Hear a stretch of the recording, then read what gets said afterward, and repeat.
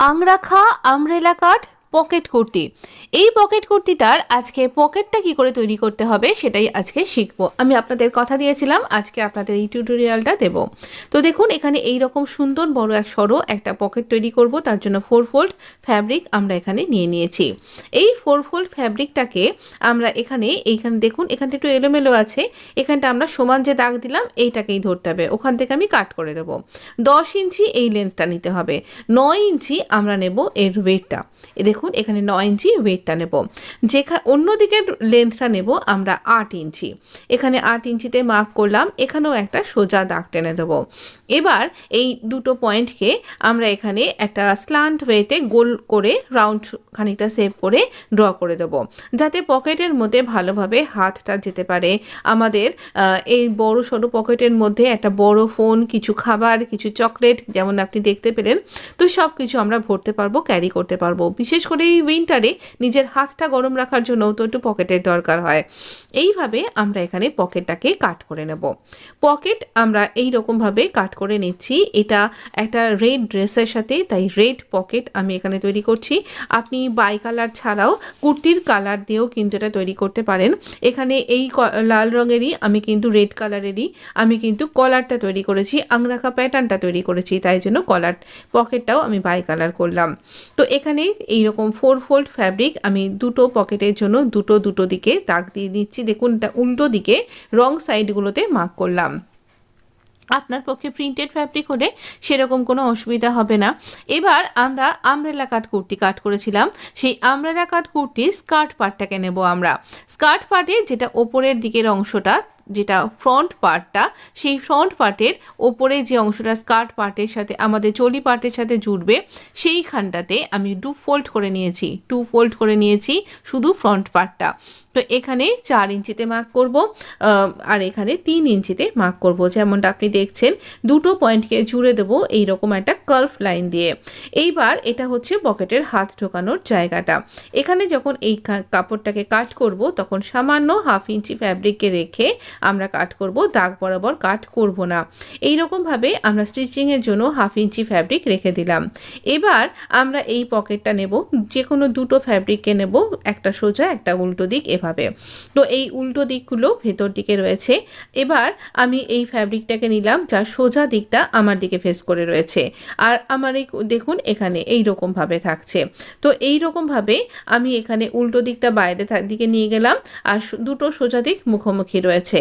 এইভাবে আমরা এখানে স্টিচ করব। আমি পিন দিয়ে আটকে নিয়েছি, আর এখানে এই যেখানে দাগ দিয়েছিলাম সেই দাগ বরাবরই হবে, কিন্তু এখানে মোটামুটি আপনি মেশিনের পায়ের 1 ফুট এইভাবে স্টিচ করে নিন, কারণ এটা উল্টো দিকে তো দাগটা দেওয়া নেই, বোঝা যাচ্ছে না, আপনি দিয়েও নিতেও পারেন।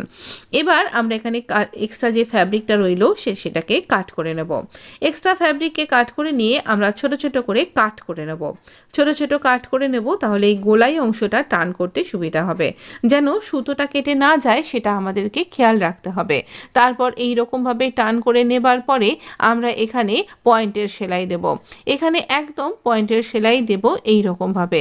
দেখুন এই যেরকম আমি দেখাচ্ছি ঠিক সেরকম। এখানে কিন্তু আপনি লেসও অ্যাটাচ করতে পারেন, কিন্তু আমি এমনিতেই এই বাই কালার করেই পকেটটাকে হাইলাইট করেছি, লেসটা আমি অন্য ডিজাইনে দেব।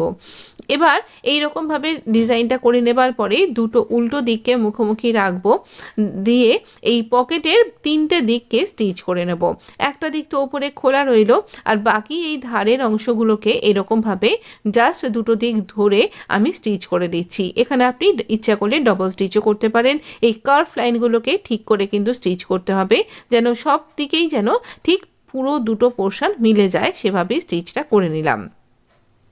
এবার এই সেলাইটাকে ছোট ছোট করে কাট করতে পারেন, নাহলে এরকমভাবেই হাত দিয়ে এটা উল্টে যাবে। তো একটা ছুঁচালো কোনো স্টিকের সাহায্যে একদম কোনাগুলোকে বার করে নিন, নিয়ে এইভাবে পকেটটাকে সোজা করে নিলাম।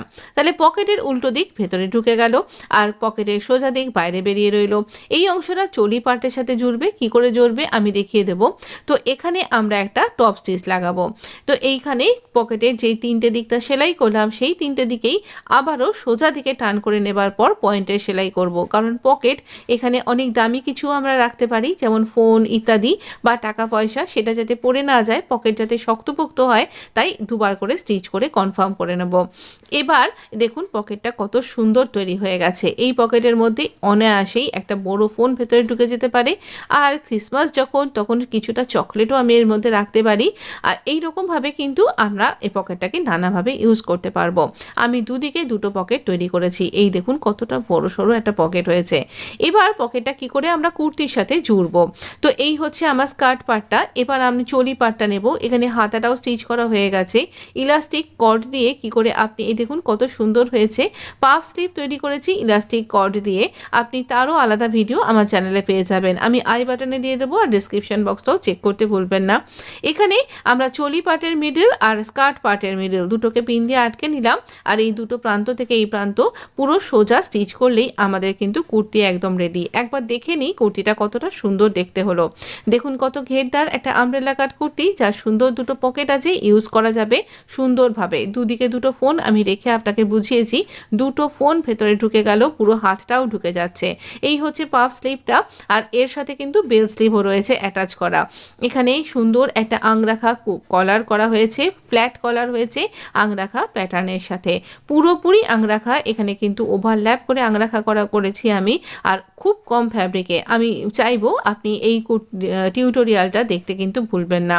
এখানে দেখুন আমি খুব সুন্দরভাবে এই পাফ স্লিভটা করেছি, সাথে বেল জুড়ে দিয়েছি, আর খুঁটিনাটি টিপস তো আছেই আছে।